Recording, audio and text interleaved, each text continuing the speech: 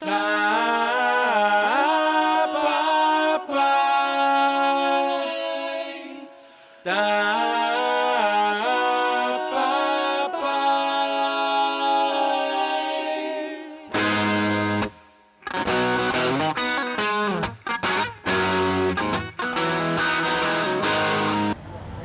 tu sabe que hoje eu não posso ir. Minha mãe não vai deixar eu ir. Depois eu vou. Tu sabe? Depois a gente conversa, tá bom? Tchau, beijo.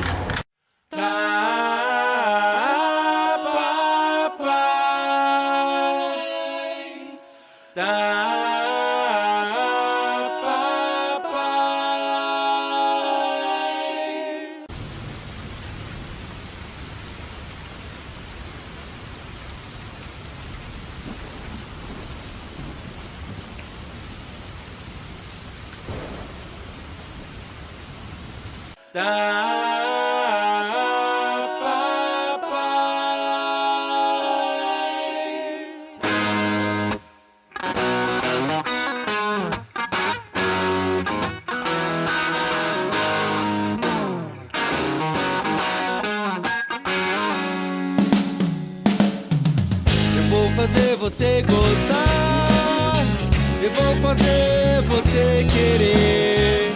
Eu quero ser como você, um amanhecer, um despertar, uma vida toda sem saber o que vai ser quando crescer. Mas saberei que eu não vou ser o que quiser que eu seja agora. Eu quero fazer você me ver, eu quero fazer você entender tudo que eu sinto. Olha pra mim, tá papai,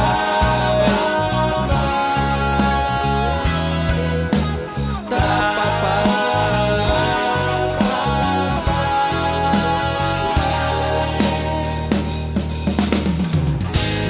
desejo de ver, de imitar o que eu não senti. O amor cego não vai mais atrapalhar tudo que eu vi.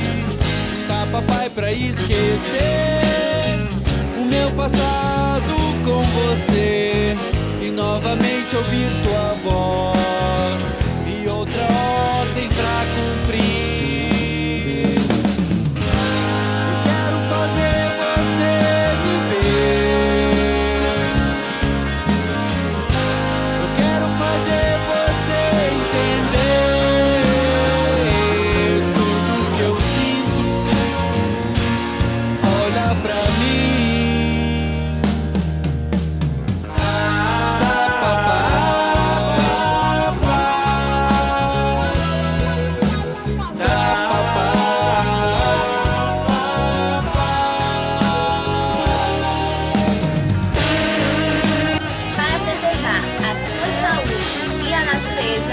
Jogue o lixo no lixo.